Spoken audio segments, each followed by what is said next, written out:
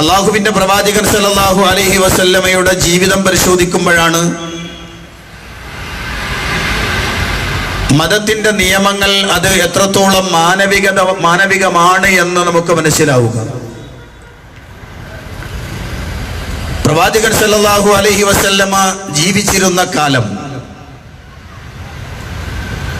13 കൊല്ലക്കാലം മക്കയിലും 10 വർഷത്തോളം മദീനയിലും ജീവിച്ച പ്രവാചകൻ സല്ലല്ലാഹു അലൈഹി വസല്ലം ഒരു ബഹുസ്വര സമൂഹത്തിലാണ് പ്രവാചകന്റെ ജീവിതം മുഴുവനും ഉണ്ടായിരുന്നത്. മക്കയിലും മദീനയിലും 2 വ്യത്യസ്ത സമൂഹങ്ങളുടെ ഇടയിലാണ് നബി സല്ലല്ലാഹു അലൈഹി വസല്ലം ജീവിച്ചത്. മക്കയിൽ പ്രവാചകൻ സല്ലല്ലാഹു അലൈഹി വസല്ലം കൊണ്ടുവന്ന അല്ലെങ്കിൽ പറഞ്ഞു കൊടുക്കുന്ന ആദർശത്തിനെ ശക്തമായി വിമർശിക്കുകയും എതിർക്കുകയും ചെയ്യുകയും അതോടൊപ്പം തന്നെ വിഗ്രഹാരാധനയും അതുപോലെയുള്ള മനുഷ്യത്വരഹിതമായ പ്രവർത്തനങ്ങളും നടത്തിക്കൊണ്ടിരിക്കുന്ന വിഭാഗത്തിന്റെ മുന്നിൽ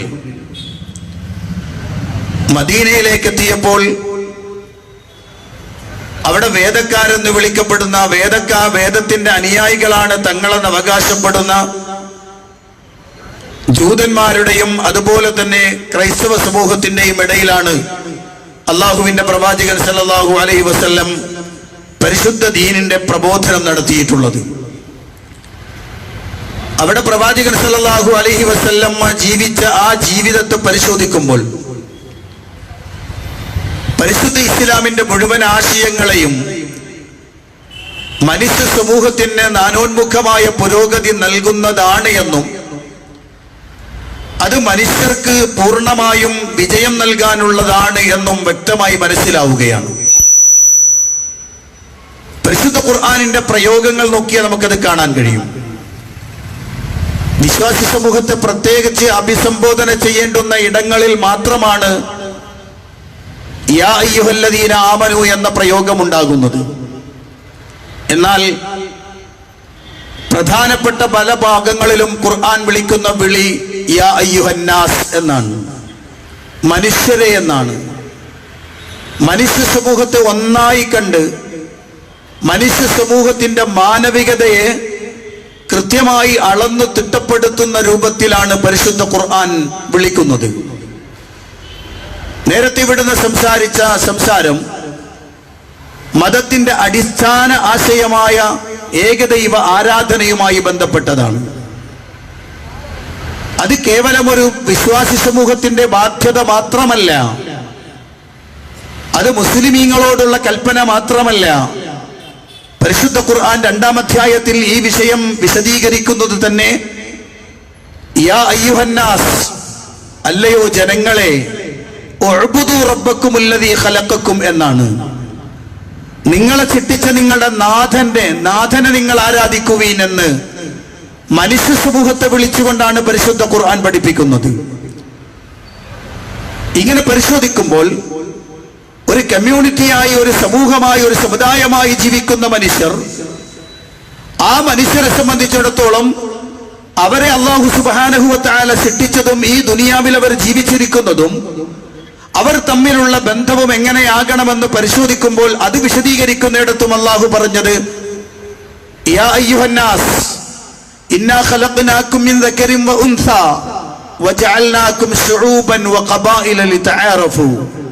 ജനങ്ങളെ, നിങ്ങളെ ഒരു ആണിൽ നിന്നും ഒരു പെണ്ണിൽ നിന്നുമാണ് നമ്മൾ സൃഷ്ടിച്ചത്.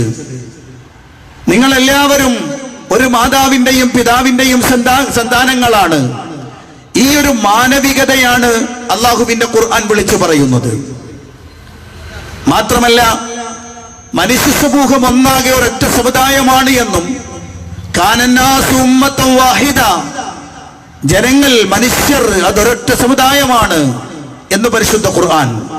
ഇങ്ങനെ പരിശോധിക്കുമ്പോ പരിശുദ്ധ ഖുർആൻ ലക്ഷ്യം വെക്കുന്നത് കേവലം ഒരു വിശ്വാസി സമൂഹത്തിന്, ചില ആളുകൾ, വിമർശകർ പറയുന്നത് പോലെ ഖുർആനിന്റെ ആശയം അത് അറേബ്യൻ ഉപദ്വീപിലുണ്ടായിരുന്ന അറബികൾക്കാണ്. ആ അറബികളെ പിൻപറ്റിയ കുറെ ആളുകളാണ് ലോകത്തുടനീളം മുസ്ലിമീങ്ങളായി നിൽക്കുന്നത്. അത് അവരിലേക്ക് മാത്രമുള്ളതാണ്, അതിൽ നമുക്ക് യാതൊരു ബന്ധവുമില്ല എന്ന് പറയുന്ന ആളുകളോട് പരിശുദ്ധ ഖുർആൻ പഠിപ്പിച്ചു കൊടുക്കുന്ന ഒരാശയം, നബിയെ നിങ്ങൾ പറയണം, ഞാൻ നിങ്ങളിലേക്ക് മുഴുവനുമായി നിയോഗിക്കപ്പെട്ട പ്രവാചകനാണ്, അത് മനുഷ്യ സമൂഹത്തിന് മുഴുവനുമാണ് ഞാൻ എന്ന് ജനങ്ങളോട് പറഞ്ഞു കൊടുക്കാൻ അള്ളാഹുവിന്റെ ഖുർആൻ പ്രവാചകൻ സല്ലല്ലാഹു അലൈഹി വസല്ലമയോട് ആവശ്യപ്പെടുകയാണ്. ഇങ്ങനെ പരിശോധിക്കുമ്പോൾ ഖുർആനിന്റെ ഈ പ്രയോഗങ്ങൾ മുഴുവനും മനുഷ്യന്മാരെ മുഴുവനും ഉൾക്കൊണ്ടുകൊണ്ട് മനുഷ്യർക്ക് മുഴുവനുമുള്ളതാണ് ഈ മതം. അതുകൊണ്ട് തന്നെ മനുഷ്യന്റെ ഭൗതികമായും ആത്മീയവുമായ മുഴുവൻ മേഖലകളിലും അവർ വിജയം വരിക്കുക എന്നതാണ് ഈ മതദർശനം കൊണ്ട് ഉദ്ദേശിക്കുന്നത് എന്ന് അള്ളാഹുവിന്റെ ഖുർആൻ പഠിപ്പിക്കുകയാണ്. നിങ്ങൾ നോക്കൂ, മുഹമ്മദ് റസൂലുള്ളാഹി സ്വല്ലല്ലാഹു അലൈഹി വസല്ലം, ആ പ്രവാചകൻ സല്ലല്ലാഹു അലൈഹി വസല്ലമയിലൂടെയാണ് ലോകം പരിശുദ്ധ ഇസ്ലാമിനെ നോക്കിക്കാണുക. പ്രവാചകൻ സല്ലല്ലാഹു അലൈഹി വസല്ലമ പഠിപ്പിച്ചു കൊടുത്ത മാനവികതയുടെ മുഖം അത് എത്രത്തോളം അറിയണം, അവിടെയാണ് പ്രവാചക ജീവിതത്തെ അടുത്തറിയേണ്ടത്. പ്രവാചകൻ സല്ലല്ലാഹു അലൈഹി വസല്ലം ജീവിതത്തിൽ ജനങ്ങളോട് എങ്ങനെ ഇടപഴകി എന്ന് പരിശോധിക്കുമ്പോഴാണ് ഇസ്ലാം ഒരു പ്രത്യേക സമൂഹത്തിൻ്റെത് മാത്രമാണെന്നും മറ്റുള്ളവരോട് അവർക്ക് മുഴുവനും ശത്രുതയാണ് എന്നുമുള്ള പ്രചണ്ഡമായ പ്രചാരണത്തിലുള്ള മറുപടി ഉണ്ടാവുക.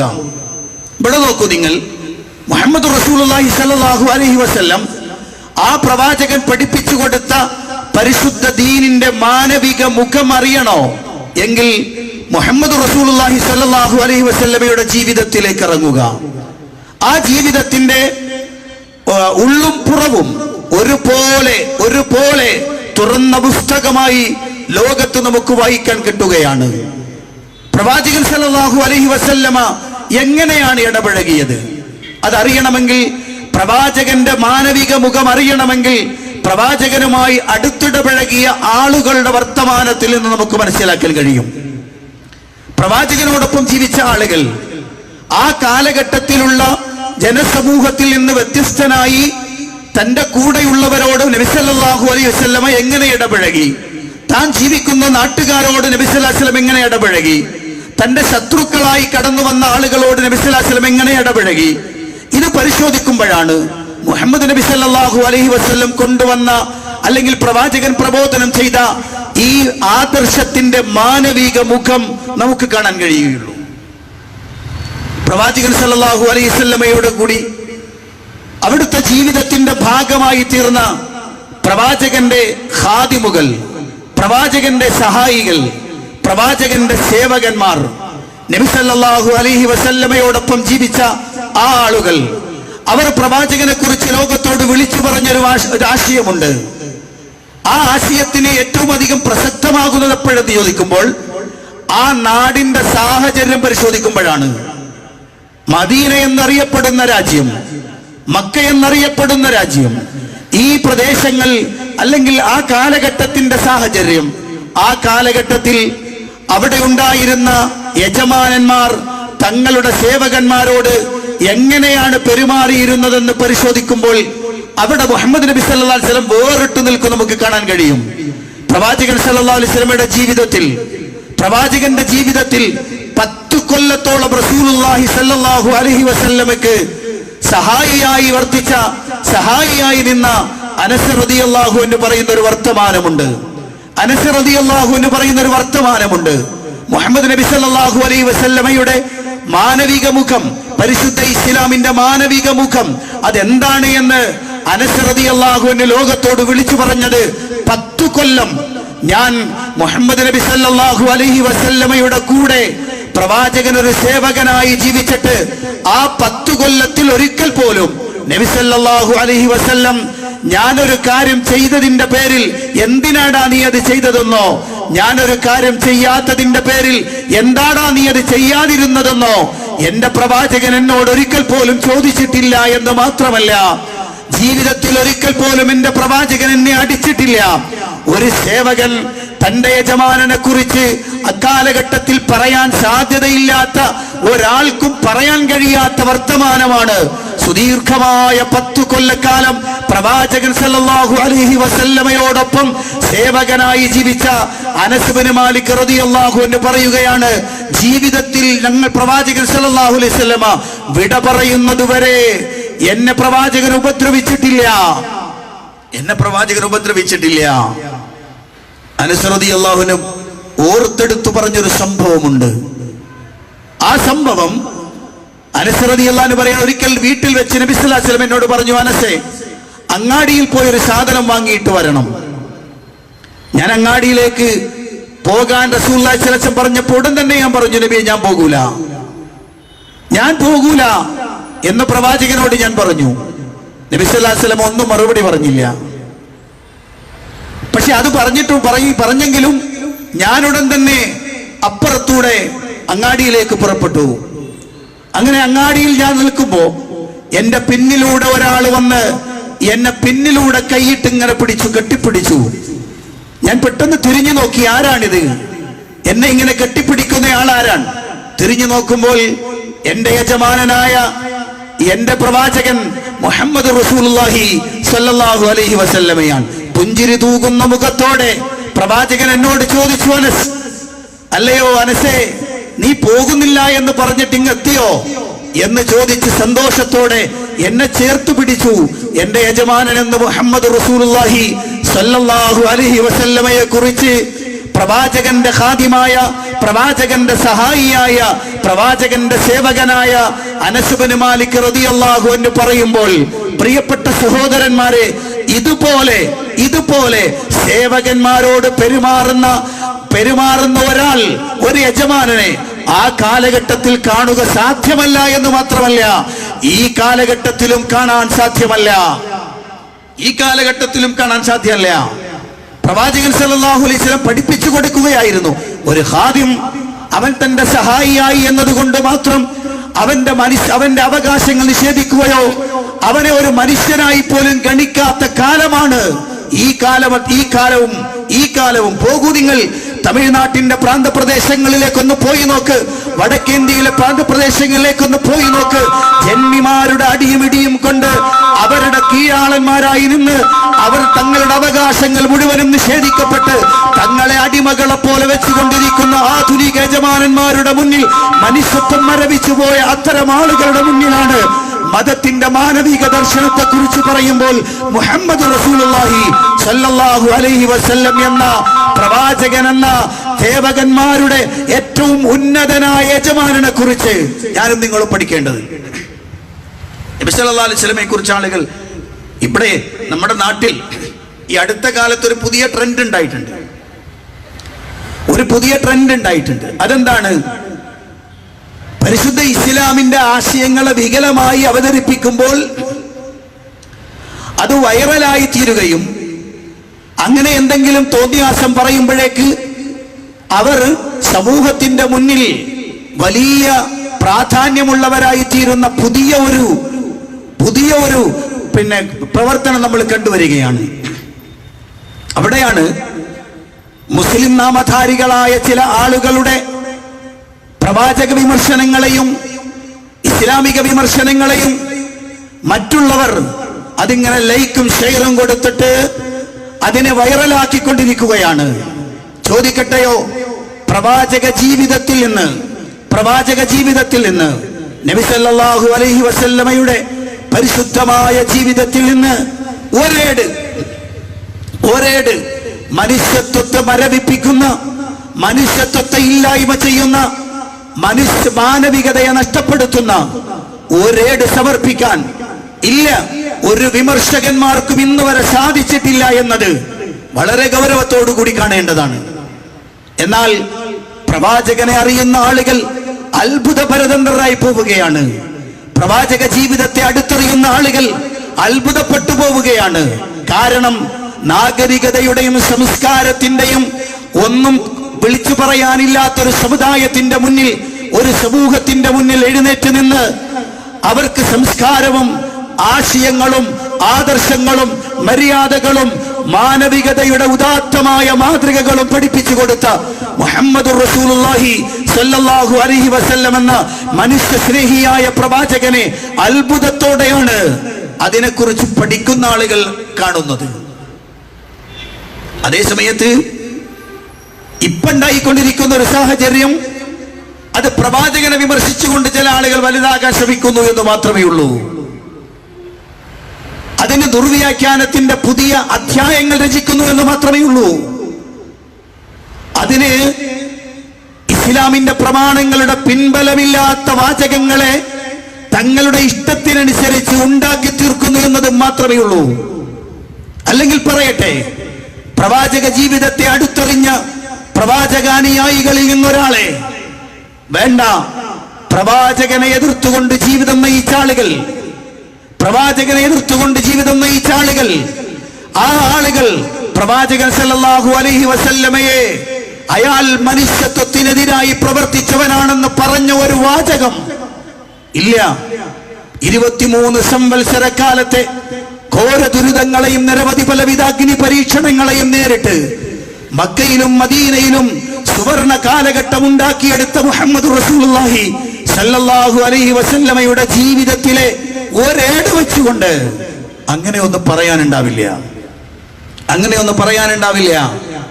കാരണം പ്രവാചകൻ സല്ലല്ലാഹു അലൈഹി വസല്ലമ ആ വിഷയത്തിൽ മനുഷ്യരുടെ മുന്നിൽ അതിലൊരുവനായി നിന്ന് ജനങ്ങളുടെ അവകാശങ്ങൾക്ക് വേണ്ടി, ജനങ്ങളുടെ വളർച്ചയ്ക്ക് വേണ്ടി എല്ലാവിധ സൗകര്യങ്ങളും ചെയ്തു കൊടുത്ത പ്രവാചകനാണ് മുഹമ്മദ് റസൂലുള്ളാഹി സ്വല്ലല്ലാഹു അലൈഹി വസല്ലം. ഇസ്ലാം അങ്ങനെയാണ്.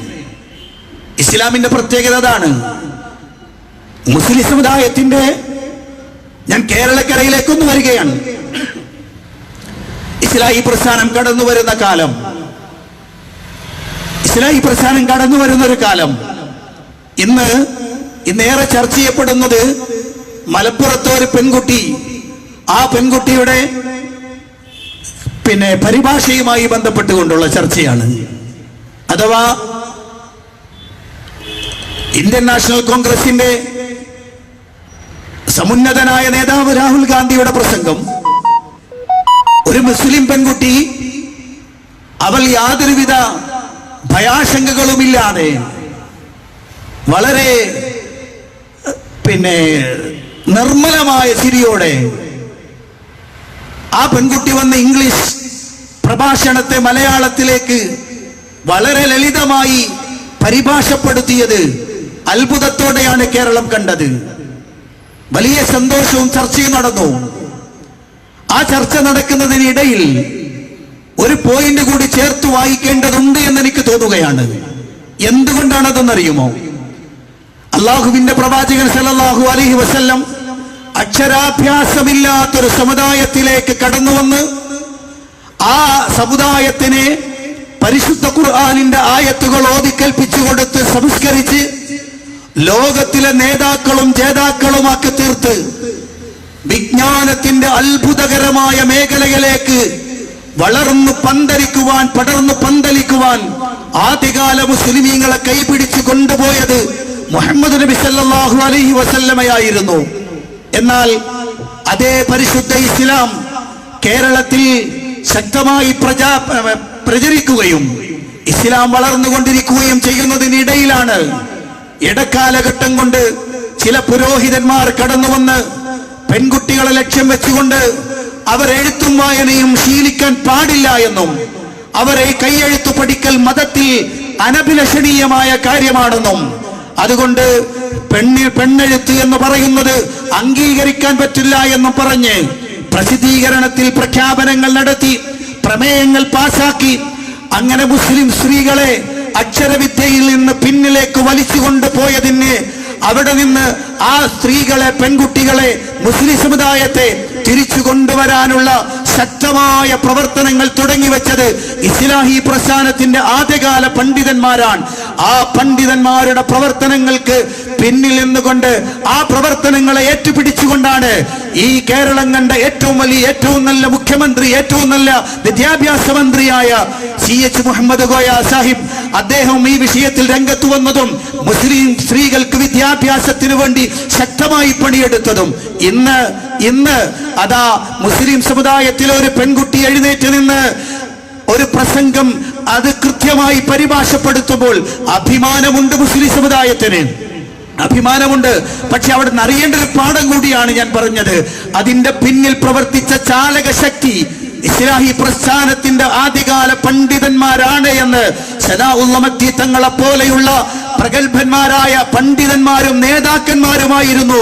മുഹമ്മദ് അബ്ദുറഹ്മാൻ സാഹിബിനെ പോലെയുള്ള പ്രഗത്ഭരായ പണ്ഡിതന്മാരും നേതാക്കന്മാരുമായിരുന്നു എന്ന് ഒരു വേള മറന്നു പോകാൻ പാടില്ല എന്ന് ഞാൻ സൂചിപ്പിക്കുകയാണ്. കാരണം ഇസ്ലാഹി പ്രസ്ഥാനം കേരളത്തിൽ മനുഷ്യ സമൂഹത്തിന്റെ മാനവികതയുടെ ഉന്നതമായ ഉയർച്ചയ്ക്ക് വേണ്ടി പ്രവർത്തിച്ചതാണ്. ഒരു സമൂഹം ഉണരണമെങ്കിൽ, ഒരു സമൂഹം ഉയരണമെങ്കിൽ അവർക്ക് വിദ്യാഭ്യാസം ഉണ്ടാവണമെന്ന ആദ്യ പാഠം കേരളക്കരയ്ക്ക് പരിചയപ്പെടുത്തി കൊടുക്കുകയാണ് ചെയ്തത്. അപ്പൊ പ്രിയപ്പെട്ട സഹോദരന്മാരെ, ഇന്ന് മുസ്ലിം സമുദായത്തെ ഒരു ഭാഗത്ത് നിന്നുകൊണ്ട് എതിർക്കാൻ ശ്രമിക്കുന്ന പ്രവാചകൻ സല്ലല്ലാഹു അലൈഹി വസല്ലമയുടെ ജീവിതത്തെ എടുത്തു വെച്ചുകൊണ്ട് ദുർവ്യാഖ്യാനിച്ച് പ്രവാചകനെ മനുഷ്യത്വരഹിതമായി പ്രവർത്തിച്ച ആളാണെന്ന് പരിചയപ്പെടുത്തുന്ന ആളുകളോട്, പ്രിയപ്പെട്ട സഹോദരന്മാരെ, അയാൾ മാനുഷിക മൂല്യങ്ങൾ മുറുകെ പിടിക്കുന്നയാളാണോ അല്ലയോ എന്നറിയണമെങ്കിൽ അയാളുടെ രഹസ്യ ജീവിതത്തിലേക്കൊന്ന് എത്തി നോക്കേണ്ടതുണ്ട്. അതെവിടെയാണ്? അത് അയാളുടെ കുടുംബ ജീവിതത്തെയാണ് നോക്കേണ്ടത്. അയാളുടെ കുടുംബ ജീവിതത്തെയാണ്. ഒരുപക്ഷെ സമൂഹത്തിന്റെ മുന്നിൽ ഒരാൾ എഴുന്നേറ്റ് നിന്ന് സമൂഹത്തിൽ ആളുകൾ വിമർശിക്കുന്നത് പേടിച്ചുകൊണ്ട് വലിയ മാനുഷിക സ്നേഹിയായി, മനുഷ്യ സ്നേഹിയായി, മനുഷ്യത്വത്തെ വിളമ്പുന്ന ആളായി, ജനങ്ങളെ സഹായിക്കുന്ന ആളായി ഒരുപക്ഷെ അയാൾ രംഗത്ത് വന്നെന്ന് വരാം. പക്ഷെ അയാളുടെ വീട്ടിന്റെ ഉൾഭാഗം, അയാളുടെ ഭാര്യമാരോട്, അയാളുടെ ഭാര്യയോട്, അയാളുടെ സന്താനങ്ങളോട്, അയാളുടെ കുടുംബക്കാരോട് അയാൾ എങ്ങനെ പെരുമാറുന്നു എന്നത് വളരെ ഗൗരവതരമായി, വളരെ ഗഹനമായി പരിശോധിക്കേണ്ട ഒന്നാണ്. അവിടെയും അതാ മതം പഠിപ്പിച്ചു തന്ന മാനവികത അത് വെറും വർത്തമാനം പറയാനുള്ളതല്ല എന്നും അത് ജീവിതത്തിന്റെ ഭാഗങ്ങളിൽ കൊണ്ടു നടക്കേണ്ടതാണെന്നും ലോകത്തോട് വിളിച്ചു പറയുക മാത്രമല്ല, സ്വജീവിതം കൊണ്ട് അടയാളപ്പെടുത്തി, സ്വജീവിതം കൊണ്ട് അതിന് സ്വാർത്ഥവൽക്കരിച്ച ആളാണ് മുഹമ്മദ് റസൂലുള്ളാഹി സ്വല്ലല്ലാഹു അലൈഹി വസല്ലം. എന്താണ് മതത്തിന്റെ മഹനീയ ദർശനം, അതിന്റെ മാനവിക ദർശനം എന്താണെന്ന് നബി സല്ലല്ലാഹു അലൈഹി വസല്ലം പഠിപ്പിച്ചു കൊടുക്കുകയാണ്. അവിടുത്തെ ഭാര്യമാരെ നോക്കൂ നിങ്ങൾ. പ്രവാചക ജീവിതത്തിലേക്ക് പല സന്ദർഭങ്ങളിലായി കടന്നു വന്ന പ്രവാചക പത്നിമാർ. ഒരു കാര്യം ചേർത്ത് പറയേണ്ടതുണ്ട്. ജീവിതത്തിൽ റസൂലുള്ളാഹി സ്വല്ലല്ലാഹു അലൈഹി വസല്ലം വഫാത്തായി കഴിഞ്ഞപ്പോ, റസൂലുള്ളാഹി മരണപ്പെട്ടു കഴിഞ്ഞപ്പോ ആ ഭാര്യമാർ മുഴുവനും പ്രവാചക വിയോഗാനന്തരം കണ്ണുനീരോടെ സങ്കടത്തോടെ ജീവിച്ചു. ഒരൊറ്റ ഭാര്യയും തങ്ങൾ രക്ഷപ്പെട്ടു എന്ന് പറഞ്ഞിട്ടില്ല. ശ്രദ്ധിക്കണങ്ങള്, ഒരൊറ്റ ഭാര്യയും ഞങ്ങൾ രക്ഷപ്പെട്ടല്ലോ, ഇത്രയും വലിയ ഒരു അടിമത്വത്തിൽ നിന്ന് ഞങ്ങൾ രക്ഷപ്പെട്ടല്ലോ എന്ന് ഒരു ഭാര്യ പോലും പറഞ്ഞത് ഒരു ചരിത്രരേഖയിൽ നമുക്ക് കാണാൻ കഴിയില്ല. നിങ്ങൾക്ക് റസൂലുള്ളാഹി സ്വല്ലല്ലാഹു അലൈഹി വസല്ലമയെ മനുഷ്യത്വരഹിതമായി അവതരിപ്പിക്കുമ്പോൾ മതം അതിന്റെ നേതാവ് മുഹമ്മദ് റസൂലുള്ളാഹി സ്വല്ലല്ലാഹു അലൈഹി വസല്ലമ ആയതുകൊണ്ട് ആ പ്രവാചകൻ സല്ലല്ലാഹു അലൈഹി വസല്ലമയുടെ മാനവിക മുഖം കെടുത്തുവാൻ വേണ്ടി പലപ്പോഴും വിമർശകന്മാർ ഉന്നയിക്കുന്ന ഒന്നാണ് പ്രവാചക ജീവിതത്തിന്റെ വിവാഹങ്ങളെ. അവിടെ അറിയേണ്ടതുണ്ട്, പ്രവാചകൻ സല്ലല്ലാഹു അലൈഹി വസല്ലമ അങ്ങനെ അവരുടെ അവകാശങ്ങൾ ധ്വംസിച്ചുകൊണ്ട്, അവരുടെ മാനവികമായ എല്ലാ അവകാശങ്ങളെയും തടഞ്ഞു വെച്ചുകൊണ്ട് താൻ പോരുമയിൽ നിലനിർത്തിയ ആളാണെങ്കിൽ സ്വാഭാവികമായും ഒരു പെണ്ണെങ്കിലും പറയും, ഞാൻ രക്ഷപ്പെട്ടു, ഞാൻ അടിമയെപ്പോലെ കഴിയുകയായിരുന്നു ഇവിടെ, പക്ഷെ ഞാൻ രക്ഷപ്പെട്ടു എന്ന് ജീവിതത്തിന്റെ ഏതെങ്കിലും ഒരു ദിശയിൽ താനുമായി അടുത്ത് ബന്ധം പുലർത്തുന്ന ഒരാളോടെങ്കിലും പറയുമായിരുന്നു.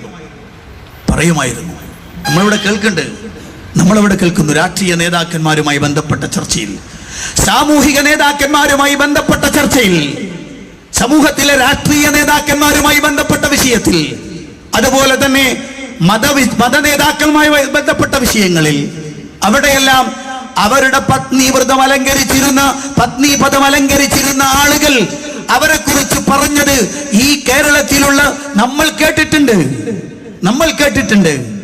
ഒന്നുകിൽ അവർ ഒഴിവാക്കുമ്പോഴോ അല്ലെങ്കിൽ അവർ മരണപ്പെടുമ്പോഴോ നമ്മൾ കേൾക്കലുണ്ട്. പക്ഷേ നിങ്ങൾ നോക്കൂ, പ്രവാചക ജീവിതത്തിൽ കടന്നു വന്ന വ്യത്യസ്ത സന്ദർഭങ്ങളിൽ പ്രവാചകന്റെ പത്നി പദം അലങ്കരിച്ചുകൊണ്ട് കടന്നു വന്ന പ്രവാചക പത്നിമാരിൽ ഒരാള് പോലും ഒരു വാചകത്തിന്റെ പകുതി കൊണ്ടുപോലും ഞങ്ങളുടെ ഭർത്താവായ മുഹമ്മദ് നബി സല്ലല്ലാഹു അലൈഹി വസല്ലം ആ പ്രവാചകൻ, ആ ഭർത്താവ് ജീവിതത്തിൽ ഞങ്ങളെ അടിമകളായി, ഞങ്ങളെ ഒരു ഉപകരണം മാത്രമാക്കി മാറ്റുന്ന ആളായിരുന്നു എന്ന് പറഞ്ഞിട്ടില്ല എന്ന് മാത്രമല്ല, പ്രവാചക ജീവിതത്തെക്കുറിച്ച് ചോദിക്കുമ്പോൾ കണ്ണുകളിൽ നിന്ന് അശ്രുകണങ്ങൾ ഉതിർന്നു വീണ് തൊണ്ടയിൽ വാചകങ്ങൾ കുരുങ്ങി പ്രവാചകനെ കുറിച്ച് പറയാൻ പോലും കഴിയാതെ വിതുമ്പിക്കരയുന്ന ഭാര്യമാരെ പ്രവാചകൻ സല്ലല്ലാഹു അലൈഹി വസല്ലമയെ കുറിച്ച് ലോകത്തോട് വിളിച്ചു പറഞ്ഞത്, ഞങ്ങളുടെ പ്രവാചകൻ, ഞങ്ങളുടെ ഭർത്താവ് ജീവിതത്തിൽ ഞങ്ങൾക്ക് ആവശ്യമുള്ളതെല്ലാം ഞങ്ങളുടെ കൂടെ വീട്ടിന്റെ ഉള്ളിൽ പണിയെടുക്കേണ്ട കാര്യങ്ങളിൽ പോലും ഞങ്ങളെ സഹായിക്കുന്ന തിരക്കിലായിരുന്നു മുഹമ്മദുർ റസൂലുള്ളാഹി സല്ലല്ലാഹു അലൈഹി വസല്ലം എന്ന ഞങ്ങളുടെ പ്രവാചകനെന്ന് പ്രവാചകനെ കുറിച്ച് പരിചയപ്പെടുത്തുമ്പോൾ അറിയണം പ്രിയപ്പെട്ടവരെ, മതത്തിന്റെ മാനവിക ദർശനം എന്താണെന്ന് പ്രവാചകനിലൂടെ ലോകം കാണേണ്ടതാണ്, പ്രവാചകനിലൂടെ ലോകം ദർശിക്കുന്നതാണ്. അതുകൊണ്ടാണ് പ്രവാചക ജീവിതത്തെ A to Z പരിശോധിച്ച ആളുകൾ ആ പ്രവാചക ജീവിതത്തിന് കളങ്കമായി ഒരു വാചകം പോലും, ഒരു വാചകത്തിന്റെ പകുതി പോലും ചേർക്കാതിരുന്നത് ആ ഒരൊറ്റ കാരണം കൊണ്ടാണ്. നിങ്ങൾ നോക്കൂ, പ്രവാചകൻ സല്ലല്ലാഹു അലൈഹി വസല്ലമയുടെ ജീവിതത്തിന്റെ മാനവിക മുഖം, മതത്തിന്റെ മാനവിക ദർശനം പ്രവാചകൻ സല്ലല്ലാഹു അലൈഹി വസല്ലമയുടെ ജീവിതത്തിലൂടെ നമ്മൾ കാണുമ്പോൾ അത് പറയേണ്ടത് പ്രവാചകന്റെ വിരോധികളായ ആളുകൾ കൂടി പറയേണ്ടതുണ്ട്. ഇത് രണ്ടും പ്രവാചകനുമായി ബന്ധപ്പെട്ട ആളുകളാണ്. പ്രവാചകന്റെ വിരോധികൾ പറയണം പ്രവാചകൻ സല്ലല്ലാഹു അലൈഹി വസല്ലം എങ്ങനെയായിരുന്നു എന്ന്, പ്രവാചകൻ സല്ലല്ലാഹു അലൈഹി വസല്ലമ മനുഷ്യന്മാരോട് എങ്ങനെയാണ് ഇടപഴകിയത് എന്ന്, ജനങ്ങളോട് എങ്ങനെ ബന്ധപ്പെട്ടു എന്ന് പ്രവാചക വിരോധികൾ തന്നെ പ്രവാചകൻ സല്ലല്ലാഹു അലൈഹി വസല്ലമയെ അംഗീകരിച്ചുകൊണ്ടും ആശീർവദിച്ചുകൊണ്ടും പ്രവാചക ജീവിതത്തെ തന്നെ ജീവിതമായി പരിചയപ്പെടുത്തിക്കൊണ്ടും ലോകത്തോട് വിളിച്ചു പറയുമ്പോഴാണ് പ്രവാചകൻ സല്ലല്ലാഹു അലൈഹി വസല്ലം ലോകത്തോട് പഠിപ്പിച്ചു തന്ന മതത്തിന്റെ മാനവിക മൂല്യങ്ങളെയും മാനവിക ദർശനങ്ങളെയും നമുക്ക് അടുത്തറിയാൻ കഴിയുക. നിങ്ങൾക്ക് മദീന പ്രവാചക ജീവിതത്തെ അടയാളപ്പെടുത്തിയ പുണ്യമണ്ണാണ്. മക്ക പ്രവാചക ജീവിതത്തെ അടയാളപ്പെടുത്തിയ പരിശുദ്ധമായ ഇടമാണ്.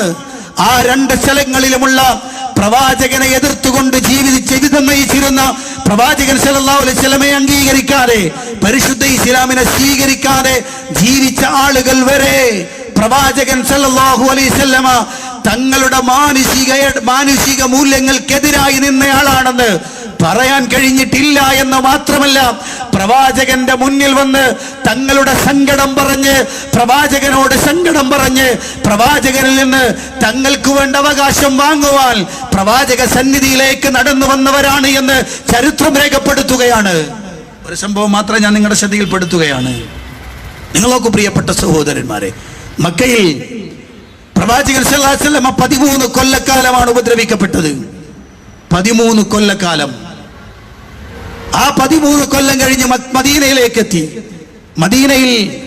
മദീനയിൽ പ്രവാചകൻ സല്ലല്ലാഹു അലൈഹി വസല്ലം പരിശുദ്ധ ഇസ്ലാമിന്റെ നിയമങ്ങളും ആശയങ്ങളും സമൂഹത്തിന് പകർന്നു കൊടുത്ത് ജീവിച്ചുകൊണ്ടിരിക്കുന്ന ഘട്ടം. അവിടെയാണ് സുമാമത്ത് ബിൻ അസാൽ എന്ന് വിളിക്കപ്പെടുന്ന യമാമയിലെ ഭരണകർത്താവ് മദീനയിൽ സഹാബത്തിന്റെ കയ്യിൽ പിടികൂടി മദീനയിൽ കൊണ്ടുവരുന്നത്. പ്രവാചക ജീവിതത്തെ കണ്ടിട്ട് അദ്ദേഹത്തെ മോചിപ്പിച്ച് പറഞ്ഞു വിടുമ്പോൾ അയാൾക്ക് പോകാൻ കഴിഞ്ഞില്ല. അയാൾ തിരിച്ചു വന്ന് പ്രവാചകൻ സല്ലല്ലാഹു അലൈഹി വസല്ലമയുടെ മുന്നിൽ വന്ന് ഇസ്ലാം ആശ്ലേഷിച്ചു. തന്നെ പിടിച്ചുകൊണ്ടുവന്ന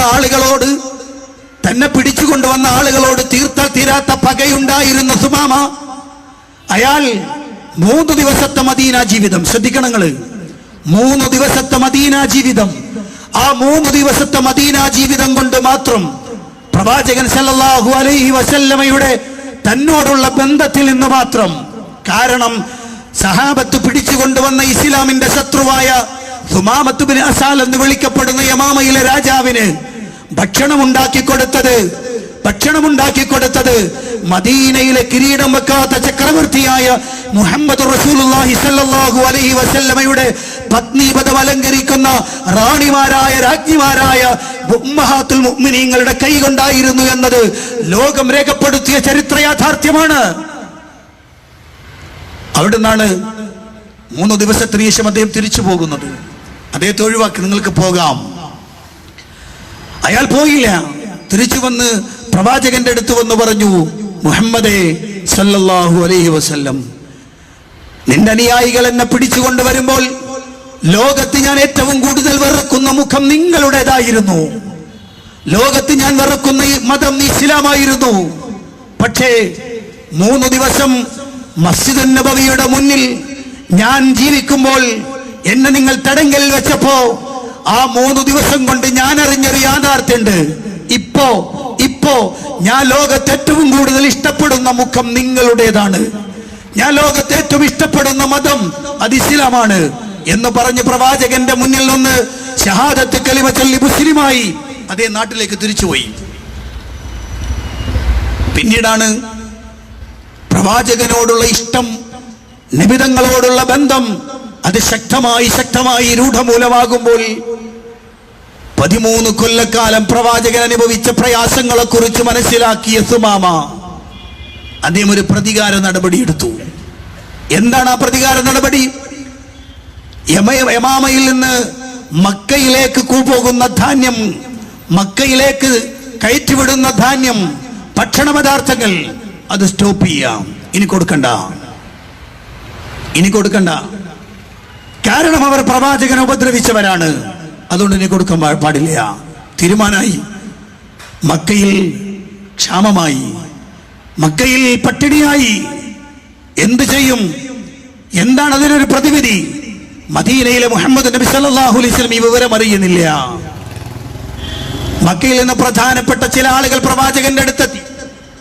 മദീനയിലെത്തിയിട്ട് പ്രവാചകൻ സല്ലല്ലാഹു അലൈഹി വസല്ലമയോട് പറഞ്ഞു, മുഹമ്മദേ, മക്കക്കാരായ നിന്റെ നാട്ടുകാർ അവരതാ പട്ടിണി കൊണ്ട് പ്രയാസപ്പെടുകയാണ്. അവിടെയുള്ള മുഴുവൻ ജനങ്ങളും പട്ടിണിയിലാണ്. ഏയ് പ്രിയപ്പെട്ട സഹോദരന്മാരെ, ശബ്ദം ശ്രവിക്കുന്ന പ്രിയപ്പെട്ട സഹോദരന്മാരെ, അന്ന് മക്കയിൽ, ആ സന്ദർഭത്തിൽ മക്കയിൽ മുസ്ലിമീങ്ങളായിട്ട് ഒരാളും അവിടെ ഉണ്ടാവില്ല. കാരണം എല്ലാവരും മദീനയിലേക്ക് പലായനം ചെയ്ത് വന്നു കഴിഞ്ഞിരിക്കുന്നു. അവിടെ തങ്ങളെ ഉപദ്രവിച്ച ശത്രുക്കൾ മാത്രമാണുള്ളത്. ആ ശത്രുക്കളാണ് പട്ടിണി കിടക്കുന്നു എന്ന വിവരം അറിഞ്ഞ് മുഹമ്മദ് നബി സല്ലല്ലാഹു അലൈഹി വസല്ലം വിവരം അന്വേഷിച്ചു. അപ്പോഴാണ് അറിഞ്ഞത് സുമാമയിലെ രാജാവ് അഥവാ യമാമയിൽ നിന്ന് ഭക്ഷണം അങ്ങോട്ടെത്തുന്നു, തടഞ്ഞിരിക്കുകയാണ്. ആ തടഞ്ഞതാണ് കാരണമെന്നറിഞ്ഞ് അള്ളാഹുവിന്റെ പ്രവാചകൻ സല്ലല്ലാഹു അലൈഹി വസല്ലം ചെയ്ത പണി എന്താണെന്നറിയുമോ? പ്രവാചകന്റെ മാനുഷികമായ പരിഗണനയും പ്രവാചക ജീവിതത്തിന്റെ മാനവിക ദർശനങ്ങളെയും വിമർശനങ്ങൾ കൊണ്ട് പ്രവാചകനെ തെറ്റിദ്ധരിപ്പിക്കുന്ന ആധുനിക നാസ്തികന്മാർ പഠിച്ചു വെക്കേണ്ടുന്ന ചരിത്ര പാഠമാണത്. അള്ളാഹുവിന്റെ പ്രവാചകൻ ഉടൻ തന്നെ അനുയായികളെ പറഞ്ഞു വിട്ടു സുമാമയുടെ അടുത്തേക്ക്. എന്നിട്ട് പറഞ്ഞു, അവർക്കുള്ള ഭക്ഷണം നിഷേധിക്കാൻ പാടില്ല, അവർക്കുള്ള ധാന്യങ്ങൾ നിഷേധിക്കാൻ പാടില്ല. എത്രയും പെട്ടെന്ന് അവിടേക്ക് ഭക്ഷണം എത്തിച്ചു കൊടുക്കണം, അവരുടെ പട്ടിണി മാറ്റണം. ഇതെന്റെ കൽപ്പനയാണെന്ന് മുഹമ്മദ് റസൂലുള്ളാഹി സ്വല്ലല്ലാഹു അലൈഹി വസല്ലം.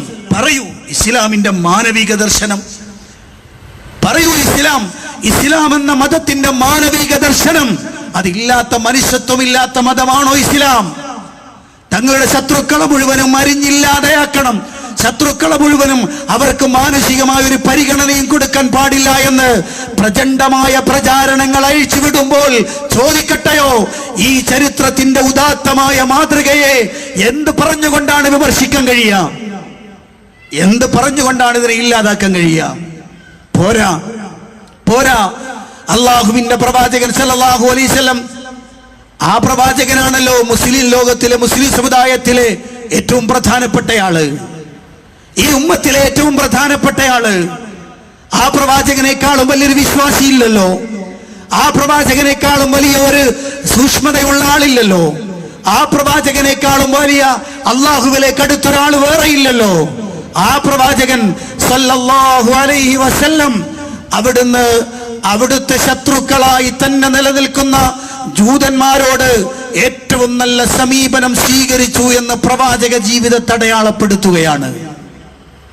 മതമെന്ന് പറഞ്ഞാൽ അത് വിശ്വാസവും കുറെ കർമ്മങ്ങളും മാത്രമായി, മറ്റൊരുത്തനെ കണ്ടാൽ മിണ്ടാൻ പാടില്ല എന്നും മറ്റൊരുത്തനോട് നന്നായി പെരുമാറാൻ പാടില്ല എന്നുമൊക്കെയുള്ള പ്രചാരണം അഴിച്ചുവിടുമ്പോ അറിയണം, മുഹമ്മദ് നബി സല്ലല്ലാഹു അലൈഹി വസല്ലം ലോകത്തോട് വിട പറയുന്നു. ശ്രദ്ധിക്കണങ്ങൾ, പ്രവാചകൻ ലോകത്തോട് വിട പറയുന്നു. ആ വിട പറയുമ്പോൾ പ്രവാചകന്റെ ശേഷിപ്പുകൾ എന്തൊക്കെയായിരുന്നു, പ്രവാചകന്റെ സമ്പത്തിന്റെ ശേഷിപ്പുകൾ എന്തൊക്കെയായിരുന്നു, പ്രവാചകൻ എന്താണ് ബാക്കിയുണ്ടായിരുന്നത് എന്ന് പരിശോധിക്കപ്പെടുന്ന സന്ദർഭത്തിൽ വളരെ ഗൗരവതരമായി കാണുന്ന ഒരു ചരിത്ര യാഥാർത്ഥ്യമുണ്ട്. അതെന്താണ്? പ്രവാചകൻ സല്ലല്ലാഹു അലൈഹി വസല്ലം യുദ്ധത്തിന് ഉപയോഗിച്ചിരുന്ന അവിടുത്തെ പടയങ്കി, ആ പടയങ്കി മദീനയിലെ ഒരു ആളുടെ വീട്ടിൽ പണയവസ്തുവായിരിക്കുകയായിരുന്നു. അത് തങ്ങളുടെ ഭാര്യമാർ പട്ടിണി കിടക്കുമ്പോ, തങ്ങളുടെ ഭാര്യമാർക്ക് ഭക്ഷണമില്ലാതെ വന്നപ്പോ അല്പം ഗോതമ്പിന് വേണ്ടി തന്റെ പടയങ്കി കൊണ്ടുപോയി പണയം വെച്ചൊരു നേതാവുണ്ട്, മുഹമ്മദ് റസൂലുള്ളാഹി സ്വല്ലല്ലാഹു അലൈഹി വസല്ലം. ആ പടയങ്കി ഇരുന്നത് ആരുടെ കയ്യിലായിരുന്നറിയുമോ? മുസ്ലിം കമ്മ്യൂണിറ്റിയിൽപ്പെട്ട ഏതെങ്കിലും ഒരു പണക്കാരന്റെ കയ്യിലായിരുന്നില്ല. മറിച്ച് ജൂതനായ പരിശുദ്ധ ഇസ്ലാമിനെ തകർക്കുവാൻ തക്കം പാർത്ത് നടക്കുന്ന ശത്രുവായ ജൂതന്റെ വീട്ടിൽ, ജൂതന്റെ കയ്യിൽ തന്റെ പടയങ്കി പണയം വെക്കാൻ മാത്രമുള്ള ബന്ധമുണ്ടായിരുന്നു പ്രവാചകന് മദീനയിലെ ജൂതന്മാരോട് എന്ന് പറയുമ്പോഴാണ് ഇസ്ലാമിന്റെ മാനവിക മുഖത്തെ വളരെ ഗൗരവത്തോടുകൂടി നമ്മൾ കാണുക. ഇവിടെ സാധാരണ ആളുകളൊക്കെ പറയുന്നത് വർത്തമാനതാണ്, പ്രവാചകൻ അവതരിപ്പിക്കുമ്പോൾ തന്നെ പറയുന്നതാണ്. ഇസ്ലാം എന്ന് പറയുമ്പോൾ തന്നെ പറയപ്പെടുന്ന വർത്തമാനം അത് കാഫിറുകളായ ആളുകളെ നശിപ്പിക്കാനുള്ളതാണ് എന്നാണ്. അത് കാഫിറുകളെ ഉപദ്രവിക്കാനുള്ള മതമാണ്. അവർക്ക് മുസ്ലിം അല്ലാത്ത, മുഅ്മിനല്ലാത്ത ഒരാളെയും അവർക്ക് ഇഷ്ടപ്പെടാനോ ബന്ധപ്പെടാനോ കഴിയില്ല. അവരോടൊരു ഇടപഴകലും ഉണ്ടാവില്ല. കാരണം അവർക്ക് മനുഷ്യത്വമുള്ളത് മുഴുവനും മുഅ്മിനീങ്ങളോട് മാത്രമാണ്, മറ്റുള്ളവരോട് ആ ബന്ധമില്ല. എന്നാൽ പ്രവാചക ജീവിതത്തിന്റെ അവസാനം പരിശോധിക്കുമ്പോഴാണ് അറിയാം, പ്രവാചക ജീവിതത്തിന്റെ അവസാനം, ആ അവസാനം പോലും തന്റെ ബന്ധം സുദൃഢമായിരുന്നു എന്ന്, താൻ സമൂഹത്തിൽ എങ്ങനെ ഇടപെടുകയിരുന്നു എന്ന് അള്ളാഹുവിന്റെ പ്രവാചകൻ സല്ലല്ലാഹു അലൈഹി വസല്ലം പഠിപ്പിക്കുകയാണ്.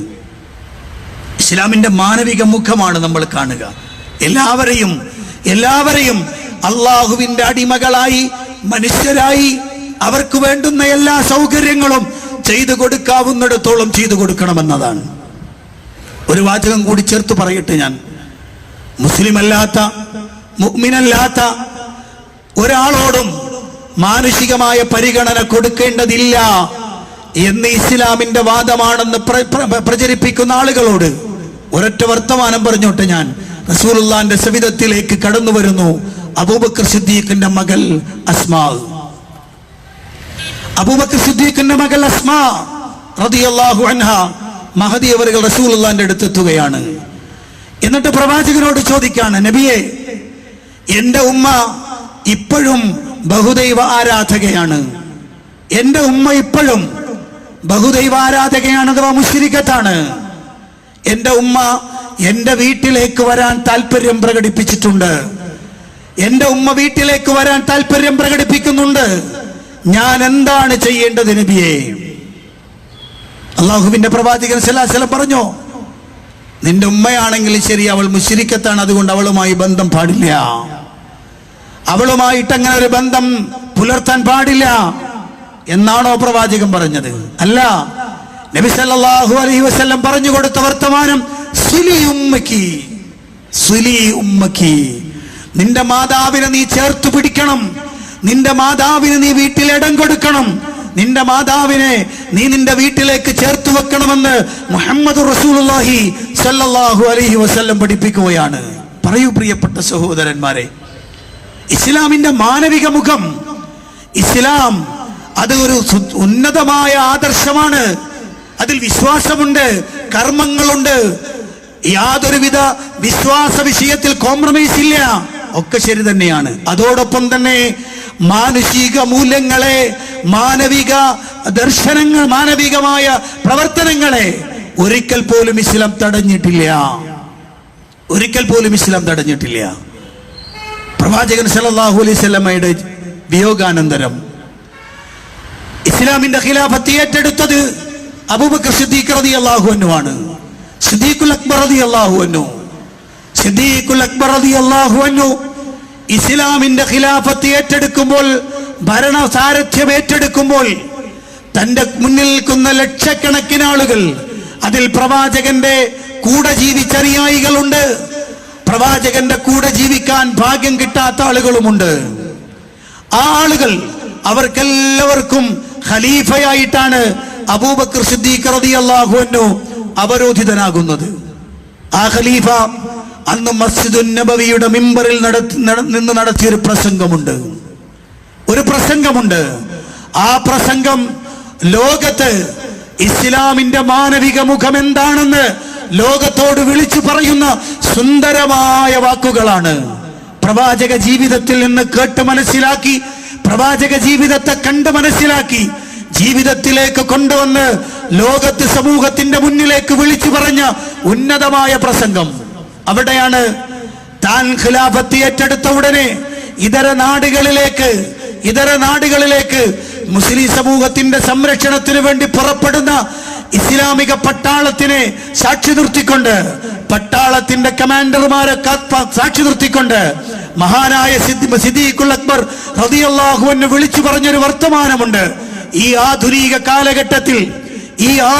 കാലഘട്ടത്തിൽ മനുഷ്യത്വത്തിന് വില കൽപ്പിക്കാതെ ആളുകളെ അടിച്ചമർത്തുകയും അത് ചെയ്യാൻ കഴിയാതെ വരുമ്പോൾ അടിച്ചമർത്തുക മാത്രമല്ലാതെ അവരെ നിഷ്കരുണം കൊന്നൊടുക്കാൻ മടിയില്ലാത്ത സാഹചര്യം ഇന്ത്യ രാജ്യത്ത് വരെ സംജാതമായി കൊണ്ടിരിക്കുമ്പോൾ, ഇന്ത്യയുടെ പ്രാന്തപ്രദേശങ്ങളിൽ മനുഷ്യനെന്ന ബല പോലും കൽപ്പിക്കാതെ തന്റെ കൂടെ തന്റെ നാട്ടുകാരായ ആളുകളെ അവരെ അടിച്ചും ഇടിച്ചും ഉപദ്രവിച്ചും പച്ചക്ക് കൊളുത്തിയുമൊക്കെ മനുഷ്യത്വത്തിന് വില കൽപ്പിക്കാതെ കൊന്നൊടുക്കുന്ന കാലം, സ്ത്രീകൾക്ക് യാതൊരുവിധ സുരക്ഷിതത്വവുമില്ലാത്ത കാലം, ചെറിയ കുട്ടികൾക്ക് പോലും സുരക്ഷിതത്വം കിട്ടാത്ത കാലം, ആൾക്കൂട്ടങ്ങൾ ഒന്നിച്ചൊന്നായി വന്ന് തന്നെ ഒന്നും ചെയ്യരുതേ എന്ന് വിളിച്ചു പറയുന്ന ഒരു മനുഷ്യന്റെ ദീനരോധനം പോലും കേൾക്കാതെ അവനെ അടിച്ചമർത്തി അവനെ ഇല്ലായ്മ ചെയ്യാൻ, അവനെ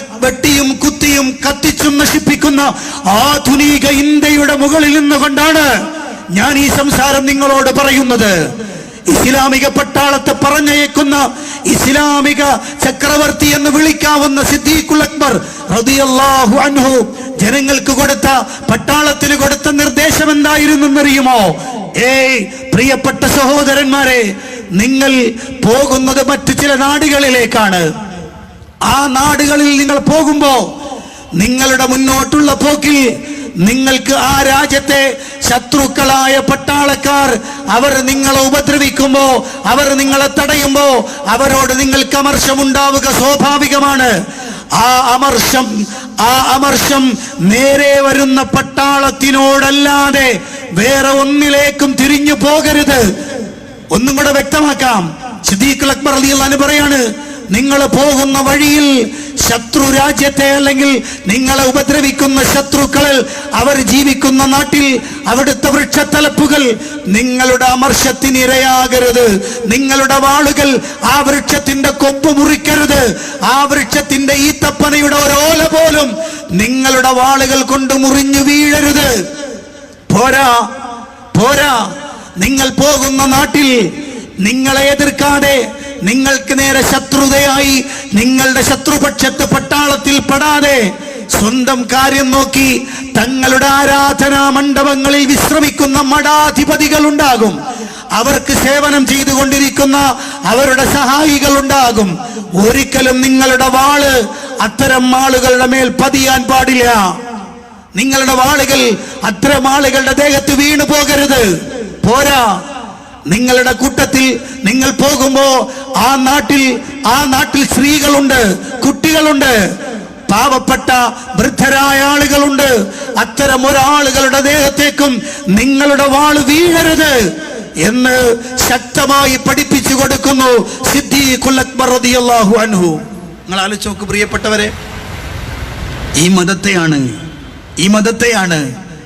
മതത്തെയാണ് മനുഷ്യത്വം തൊട്ട് തിണ്ടിയിട്ടില്ലാത്ത മതമെന്ന് പ്രചരിപ്പിച്ചുകൊണ്ട് ഇപ്പോൾ നമ്മുടെ നാട്ടിൽ സോഷ്യൽ മീഡിയയിൽ വരെ സജീവമായി പ്രചരണ കോലാഹലങ്ങൾ അഴിച്ചുവിടുമ്പോഴാണ് ISM മതത്തിന്റെ മാനവിക ദർശനത്തെ കുറിച്ച് കേരളത്തിലുടനീളം സംസാരിച്ചു കൊണ്ടിരിക്കുന്നത്. നിങ്ങൾ ആലോചിച്ച് നോക്കുക, അത്ഭുതകരമാണ് ഈ വർത്തമാനം. ഇവിടെ കുറച്ചും കൂടെ അത്ഭുതകരമായൊരു വർത്തമാനമുണ്ട്. അത് ഉമർ ഇബ്നുൽ ഖത്താബ് റളിയല്ലാഹു അൻഹുവിന്റെ ജീവിതത്തിൽ സംഭവിച്ചൊരു ഭാഗമാണ്.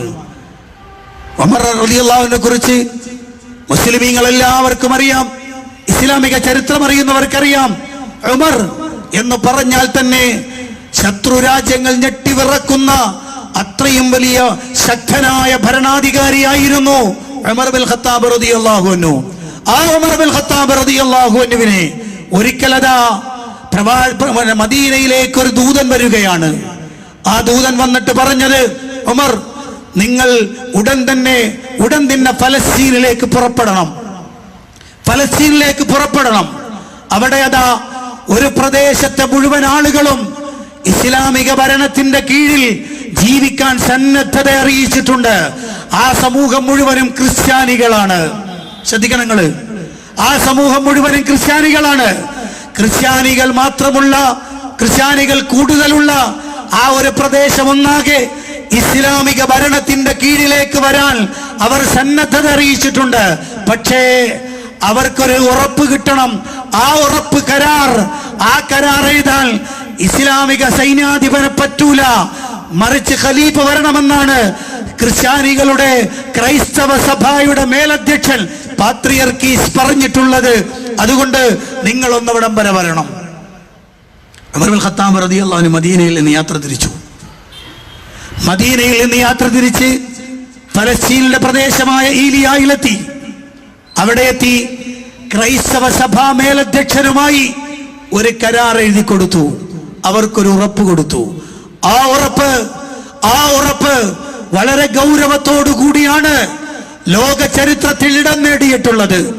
മഹാനായ ഉമർ ഇബ്നുൽ ഖത്താബ് റളിയല്ലാഹു അൻഹു കൊടുത്ത ആ കരാറുണ്ടല്ലോ, അതാണ് മനുഷ്യത്വത്തിന്റെ ഉജ്ജ്വല ഭാവതലങ്ങളെ വിരിയിക്കുന്ന ഉന്നതമായ കരാറായി ലോക ചരിത്രം രേഖപ്പെടുത്തുകയാണ്. ഇസ്ലാം എന്ന ഉന്നതമായ മതത്തിന്റെ ഏറ്റവും വലിയ പ്രചാരകനും ഏറ്റവും ശക്തമായി അതിനെ സംരക്ഷിക്കുകയും ചെയ്ത ആൾ ഉമർ ഇബ്നുൽ ഖത്താബ് റളിയല്ലാഹു അൻഹു എഴുതി കൊടുക്കുകയാണ്. എന്താ എഴുതി കൊടുത്തെന്നറിയുമോ? പ്രിയപ്പെട്ട ഈലിയാ നിവാസികളെ, ഇതാ ഇസ്ലാമിന്റെ ഖലീഫയായ ഉമർ നിങ്ങൾക്ക് ഉറപ്പ് തരുകയാണ്. എന്താണ് ഉറപ്പെന്നറിയുമോ? ഈ ഈലിയാ പ്രദേശത്തുള്ള മുഴുവൻ ക്രിസ്ത്യാനികൾക്കും അവരുടെ ക്രൈസ്തവ മതം സ്വീകരിച്ചുകൊണ്ട് അതിൽ അടിയുറച്ചു നിന്നുകൊണ്ട് തന്നെ ഇവിടെ ജീവിക്കാൻ കഴിയും. അതിന് ഞാൻ നിങ്ങൾക്ക് ഉറപ്പ് തരുകയാണ്. ഒരു മുസ്ലിങ്ങളിൽപ്പെട്ട ഒരാൾ പോലും നിങ്ങളെ ആക്ഷേപിക്കാനോ നിങ്ങളെ ഉപദ്രവിക്കാനോ നിങ്ങളുടെ മേൽ കുതിര കയറാനോ ഒരു മുസ്ലിം ചെറുപ്പക്കാരൻ പോലും ഒരു ആൾ പോലും നിങ്ങൾക്കെതിരെ വരില്ല. ഞാൻ നിങ്ങൾക്ക് ഉറപ്പ് തരികയാണ്. പോരാ നിങ്ങൾ ആരാധനകൾ അർപ്പിച്ചുകൊണ്ടിരിക്കുന്ന ആ ചർച്ചുകളുണ്ടല്ലോ, കനീസകൾ, ആ കനീസകൾക്ക് ഞാനിതാ സംരക്ഷണം ഉറപ്പു തരുകയാണ്. ഒരു മുസ്ലിമിന്റെ കൈ കൊണ്ടും ഒരു ചർച്ചിന്റെ ഒരു കല്ല് പോലും ഇളകില്ല. ഒരു ചർച്ചിനും കേടുപാട് പറ്റുകയില്ല. ചർച്ചിന്റെ സംരക്ഷണം ഇതാ ഇസ്ലാമിക ഖലീഫ ഏറ്റെടുത്തിരിക്കുന്നു. ഞാൻ നിങ്ങൾക്ക് ഉറപ്പ് തരികയാണ്. കഴിഞ്ഞില്ല. മൂന്നാമത്തത് ഉമർ ഇബ്നുൽ ഖത്താബ് റളിയല്ലാഹു അൻഹു പറഞ്ഞു കൊടുക്കുന്ന മൂന്നാമത്തത്, നിങ്ങൾ ആരാധിക്കുന്ന കുരിശുണ്ടല്ലോ, സ്വലീബ്, ആ കുരിശിനും ഞാനിതാ സംരക്ഷണം നൽകുകയാണ്. ആ കുരിശും ഒരൊറ്റ മുസ്ലിമിന്റെ കൈകൊണ്ടും തകർക്കപ്പെടുകയില്ല. ഞാനിത് ഉറപ്പു തരികയാണെന്ന് ഉമർ ഇബ്നുൽ ഖത്താബ് റളിയല്ലാഹു അൻഹു ആ ഈലിയാ പ്രദേശത്തെ ജനങ്ങൾക്ക് കൊടുത്ത ആ കരാർ, പ്രിയപ്പെട്ട സഹോദരന്മാരെ, മനുഷ്യത്വത്തിന്റെ ഉജ്ജ്വല ഭാവതലങ്ങൾ വിരിഞ്ഞ കരാറല്ലേ ഇത്? ഇതല്ലേ മതത്തിന്റെ മാനവിക ദർശനം എന്നത്? ഇതല്ലേ മതത്തിന്റെ മാനവികമായ ഉദാത്തമായ മാതൃകയെന്ന് പറയാൻ പറ്റുക? ഇവിടെയാണ് മുസ്ലിം സമുദായത്തെ ആക്ടിവിസ്റ്റുകളെന്നും നാസ്തികളെന്നും ഒക്കെ വിളിക്കപ്പെടുന്ന കുറെ ആളുകൾ ഈ അടുത്ത കാലത്ത് സോഷ്യൽ മീഡിയയിൽ നിരങ്ങുകയാണവർ.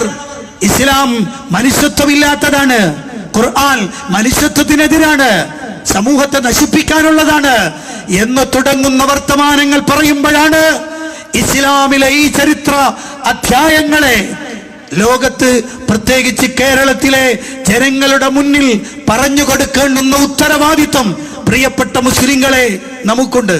നമുക്കുണ്ട്. നാം അത്തരം ആളുകളുടെ വിമർശനങ്ങൾ കേൾക്കുമ്പോഴേക്ക് ബേജാറായി പോകല്ല.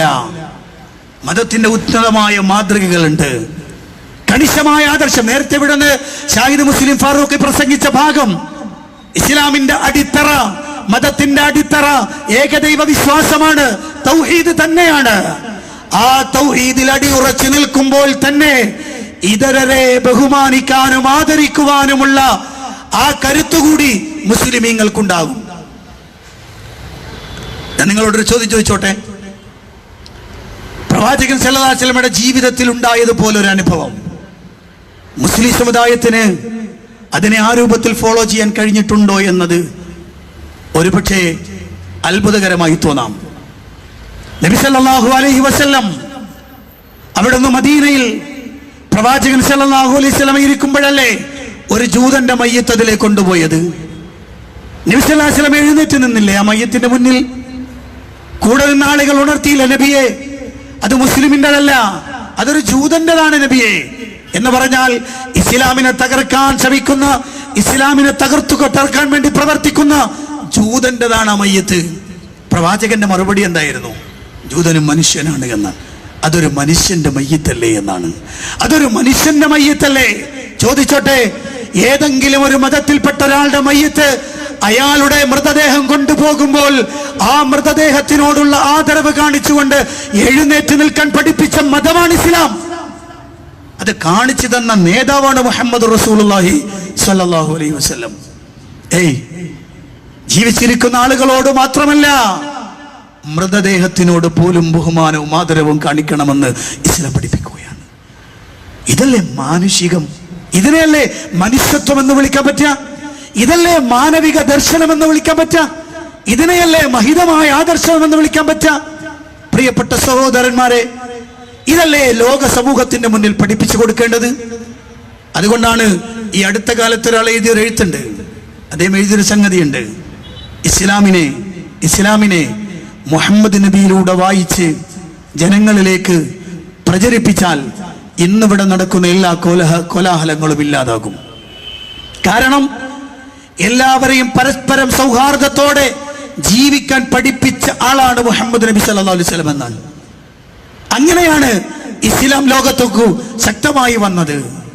അവിടെയാണ് ചില കാര്യങ്ങളൊക്കെ പറയുമ്പോ ചില ആളുകൾക്ക് വല്ലാത്ത ആവേശം വരും. ആ ആവേശമാണ് ഈ അടുത്ത ദിവസങ്ങളിൽ നമ്മൾ കേട്ട സോഷ്യൽ മീഡിയയിൽ വന്ന ചില പരാമർശങ്ങൾ. മതങ്ങൾ തമ്മിലുള്ള ബന്ധം, മതവിശ്വാസികൾ തമ്മിലുള്ള ബന്ധം പ്രത്യേകിച്ച് കേരളത്തിന് പറഞ്ഞു കൊടുക്കേണ്ടതില്ലാത്തതാണ്. കേരളത്തിന് പറഞ്ഞു കൊടുക്കേണ്ടതില്ല. പക്ഷെ അത് അതിരുവിട്ട് കടന്ന വർത്തമാനത്തിലേക്ക് വരെ എത്തുകയാണ്. അങ്ങനെയാണ് ചേരമാൻ പെരുമാൾ പള്ളിയെ കുറിച്ച് വർത്തമാനം പറഞ്ഞപ്പോ അത് കാളി ക്ഷേത്രത്തിന് വേണ്ടി ഉണ്ടാക്കി വെച്ച കല്ലും അതിന്റെ വാതിലുമാണ് അതിനു വേണ്ടി വെച്ചത് എന്ന് ചരിത്രത്തിൽ ഇല്ലാത്ത കാര്യങ്ങളെ പരസ്യമായി പ്രസംഗിക്കൊടുന്നിടത്തേക്ക് ചില ആളുകൾ എത്തിച്ചേരുന്നത്. അവിടെയാണ് ബാബരി മസ്ജിദിന്റെ ഏകപക്ഷീയമായ പ്രവർത്തനത്തെ അത് മുഴുവൻ സമൂഹത്തിനും ഒരുപോലെയാണ് എന്ന് പറയുന്ന അവസ്ഥയിലേക്ക് കടന്നു വരുന്നത്. അവിടെയെല്ലാം ഇസ്ലാമിന് കൃത്യമായ ആശയമുണ്ട്, കൃത്യമായ ആദർശമുണ്ട്, കൃത്യമായ നിലപാടുണ്ട്. ആ നിലപാടുകൾ ഒരു സമൂഹത്തെയും ഇടിച്ചു താഴ്ത്താനുള്ളതല്ല. അവിടെ അതൊന്ന് ചേർത്ത് പറയേണ്ടതുണ്ട്. യഥാർത്ഥത്തിൽ പ്രിയപ്പെട്ട സഹോദരന്മാരെ, ബാബരി മസ്ജിദുമായി ബന്ധപ്പെട്ട വിഷയത്തിൽ മാനുഷികമായ മൂല്യങ്ങൾക്കപ്പുറത്ത് ഒന്നും മുസ്ലിം സമുദായം ആവശ്യപ്പെട്ടിട്ടില്ല. ഹൈന്ദവ സമൂഹത്തിന് അവകാശപ്പെട്ട മണ്ണ് ഞങ്ങൾക്ക് വേണമെന്ന അവകാശവാദം മുസ്ലിം സമുദായം ഉന്നയിച്ചിട്ടില്ല. മറിച്ച് അവിടെ ഉണ്ടാക്കപ്പെട്ട നിർമ്മിക്കപ്പെട്ട പള്ളി, ആ കാലത്തെ മുഴുവൻ ആളുകളുടെയും അംഗീകാരത്തോടുകൂടി നിർമ്മിക്കപ്പെട്ട പള്ളി, 500 കൊല്ലക്കാലം മുസ്ലിം സമുദായം ആരാധന നടത്തിയിരുന്ന പള്ളി, ആ പള്ളിയുടെ അവകാശം മാത്രമേ മുസ്ലിമീങ്ങൾ ചോദിച്ചിട്ടുള്ളൂ. ആ മണ്ണ് മുസ്ലിമിൻ്റെതാണ്, ആ മണ്ണ് നമ്മൾക്ക് അവകാശപ്പെട്ടതാണ് എന്നേ പറഞ്ഞിട്ടുള്ളൂ. ഏതെങ്കിലും ഒരു അമ്പലം തകർത്തിട്ട് ഒരു പള്ളി വെക്കുക എന്നത് ഒരു മുസ്ലിമിന് ഒരിക്കലും യോജിച്ചതല്ല, ഒരിക്കലും ഒരു മുസ്ലിം ചെയ്യില്ല. കാരണം ചർച്ചിന് വരെ സംരക്ഷണം കൊടുക്കാമെന്ന് ഉറപ്പുകൊടുത്ത മതത്തിന്റെ അനുയായികളാണ് മുസ്ലിമീങ്ങൾ. കുരിശ്, ആരാധിക്കപ്പെടുന്ന വസ്തുവായ കുരിശിന് വരെ മുസ്ലിമിന്റെ ഒരാളും അതിലേക്ക് കൈവെക്കുകയില്ല എന്ന് ഉറപ്പുകൊടുത്ത, കരാറെഴുതി ഒപ്പിട്ടുകൊടുത്ത മത നേതാക്കളുടെ അനുയായികളാണ് മുസ്ലിമീങ്ങൾ. അതുകൊണ്ട് തന്നെ ഒരു ക്ഷേത്രവും ഒരു ചെറിയ കാവ് പോലും മുസ്ലിമീങ്ങൾ കൈയേറ്റം ചെയ്യുകയില്ല. അതുകൊണ്ടാണ് ബഹുമാനപ്പെട്ട സുപ്രീം കോടതിയിലെ വിഷയങ്ങൾ വിശദീകരിച്ചു വന്നപ്പോൾ ഗൗരവതരമായി പറഞ്ഞൊരു പോയിന്റ് ഉണ്ട്. ഒരു ക്ഷേത്രം പൊളിച്ചിട്ടാണ് ബാബരി മസ്ജിദ് ഉണ്ടാക്കിയത് എന്നതിന് യാതൊരു തെളിവും ചരിത്രപരമായി കണ്ടെത്താൻ കഴിഞ്ഞിട്ടില്ല. ചരിത്രപരമായി കണ്ടെത്താൻ കഴിഞ്ഞിട്ടില്ല എന്ന് ബഹുമാനപ്പെട്ട കോടതി നിരീക്ഷിക്കുന്നത് ആ വിഷയത്തിലാണ്. പ്രിയപ്പെട്ടവരെ, എന്തുകൊണ്ടാണെന്നറിയോ?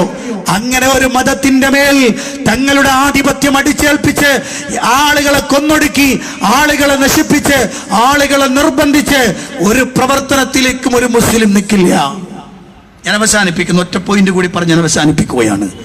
പ്രിയപ്പെട്ട സഹോദരന്മാരെ, മുസ്ലിം സമുദായത്തിനെ ചില ആളുകൾ വിമർശിക്കുമ്പോ ഇസ്ലാം മനുഷ്യന് യാതൊരു വിലയും കൊടുക്കാതെ അവരെ നിർബന്ധിച്ച് ഇസ്ലാമിലേക്ക് കൊണ്ടുവരാൻ അങ്ങേയറ്റത്തെ ശ്രമം നടത്തുന്നവരാണ് മുസ്ലിമീങ്ങൾ. അതിന് ലവ് ജിഹാദ് എന്ന പേര് വിളിക്കുന്നു, അതിന് ദഅവത്ത് എന്ന പേര് വിളിച്ചുകൊണ്ടാണ് അവർ ചെയ്യുന്നത്. ഇവരുടെ ദഅവത്തുകൾ നിർബന്ധിത മതപരിവർത്തനത്തിലേക്ക് എത്തിക്കുന്നതാണ് എന്നുവരെ അടിച്ചുവിട്ട ആളുകളുണ്ട്. അറിയണം, ഇസ്ലാം ഇസ്ലാമിക മതം ഇസ്ലാം. ആ ഇസ്ലാമിന് മനുഷ്യന്റെ മനസ്സുമായിട്ടാണ് ബന്ധം, ശരീരവുമായിട്ടല്ല. എന്ന് പറഞ്ഞാൽ ഇസ്ലാമിക വിശ്വാസം കുടികൊള്ളുന്നത് മനസ്സുകളിലാണ്, അത് ശരീരത്തിലല്ല. മതത്തിന്റെ വിശ്വാസം ഹൃദയത്തിൽ രൂഢമൂലമാകുമ്പോൾ ആ വിശ്വാസത്തിനനുസരിച്ച് ശരീരത്തിൽ പ്രവർത്തനങ്ങൾ ഉണ്ടാകുന്നു എന്ന് മാത്രമാണ്. അതുകൊണ്ടാണ് പരിശുദ്ധ ഖുർആനിന്റെ 2-ാം അധ്യായം സൂറ അൽ ബഖറ 256-ാമത്തെ വചനം, ലാ ഇക്റാഹ ഫിദ്ദീൻ ഖദ് തബയ്യന അർ-റുശ്ദു മിനൽ ഗയ്. ഇസ്ലാമിൽ ബലാത്കാരമില്ല, ബലം പ്രയോഗിച്ച് ഇസ്ലാമിലേക്ക് കൊണ്ടുവരലില്ല. അങ്ങനെ കൊണ്ടുവരാൻ കഴിയില്ല, കൊണ്ടുവരാൻ സാധ്യമല്ല. ഒരാളുടെ ചേഷ്ടകളിൽ മാറ്റം വരുത്താം, ഒരാളുടെ വിശ്വാസത്തിന് മാറ്റം വരുത്താൻ കഴിയില്ല. അത് കുടികൊള്ളുന്നത് മനുഷ്യന്റെ ഹൃദയങ്ങളിലാണ്. ഹൃദയങ്ങളിലുള്ള മാറ്റമാണ് വിശ്വാസത്തിന്റെ തനതായ മേഖല. അതുകൊണ്ട് തന്നെയാണ് മനസ്സിൽ ഉറപ്പിച്ചു പറയണം എന്ന് പ്രഖ്യാപിച്ചത്. കേവലം നാവ് കൊണ്ടുരുവിട്ടിട്ട് കാര്യമില്ല, അത് മനസ്സിന്റെ ഉള്ളിലേക്ക്, ഹൃദയത്തിന്റെ ഉള്ളിലേക്ക് രൂഢമൂലമാകണമെന്ന് ഇസ്ലാം പഠിപ്പിക്കുകയാണ്. അങ്ങനെ വരുമ്പോൾ ഒരാളെ നിർബന്ധിച്ച് മതം മാറ്റാൻ കഴിയില്ല. പക്ഷെ ഒരു കാര്യം അറിയേണ്ടത്, ആടെന്തറിയുന്നു അങ്ങാടി വാണിഭം എന്ന് ചോദിച്ച മാതിരിയാണ് ആക്ടിവിസ്റ്റുകൾക്കും നാസ്തികൾക്കും ഇവർക്കൊക്കെ എന്ത് മതം, എന്ത് ആദർശം, അവർക്കെന്ത് ദീൻ, അവർക്കെന്ത് പ്രമാണം, ഇതൊന്നും അവരെ സംബന്ധിച്ചിടത്തോളം വിഷയമല്ല. ഇസ്ലാമിനെ തെറ്റിദ്ധരിപ്പിക്കുക, മുസ്ലിമീങ്ങൾ ആക്ഷേപിക്കുക എന്നതിനപ്പുറത്തേക്ക് വേറൊന്നുമില്ല പ്രിയപ്പെട്ടവരെ. അതുകൊണ്ട് തന്നെ ഇസ്ലാം പഠിപ്പിച്ചു തരികയാണ്. അതുകൊണ്ടാണ് ISM കേരളത്തിലുടനീളം മാത്രമല്ല, ഈ കേരളത്തിന്റെ പുറത്തും ഇന്ത്യയുടെ പുറത്തുമൊക്കെ ഈ ശക്തമായ പ്രഖ്യാപനം, മതം മാനവികതയുടെ മഹിത ദർശനമെന്ന ഉന്നതമായ ഉദാത്തമായ ഈ ക്യാപ്ഷൻ, ഈ തലവാചകത്തിൽ ജനങ്ങളോട് സംവദിക്കുന്നത്. അതിന്റെ കോട്ടക്കൽ മണ്ഡലം സമ്മേളനത്തിന്റെ സമാപനമാണ് ഇന്ന് നമ്മൾ ഇവിടെ നടന്നിട്ടുള്ളത്. അല്ലാഹു സുബ്ഹാനഹു വ തആല ഇസ്ലാമിനെ ശക്തമായി, അതിനെ വ്യക്തമായി എത്തിച്ചു കൊടുക്കാൻ അല്ലാഹു നമുക്ക് തൗഫീക്ക് നൽകുമാറാവട്ടെ. ISMന്റെ പ്രവർത്തനങ്ങൾ ഏറ്റവും ശക്തമായി നമ്മുടെ പ്രദേശത്ത് നടന്നു വരേണ്ടതുണ്ട്. എല്ലാ സമൂഹങ്ങളിലേക്കും ഇറങ്ങി ഇസ്ലാമിനെ പരിചയപ്പെടുത്തി കൊടുക്കണം എന്നുകൂടി ഉണർത്തുകയാണ്. അല്ലാഹു അനുഗ്രഹിക്കുമാറാവട്ടെ. റബ്ബന ആതിനാ ഫിദ്ദുനിയ ഹസന വഫിൽ ആഖിറതി ഹസനതൻ വഖിനാ അദാബന്നാർ. ആമീൻ ബിറഹ്മതിക യാ അർഹമർ റഹീമീൻ. വൽഹംദുലില്ലാഹി റബ്ബിൽ ആലമീൻ. അസ്സലാമു അലൈക്കും വറഹ്മത്തുള്ളാഹി വബറകാതുഹു.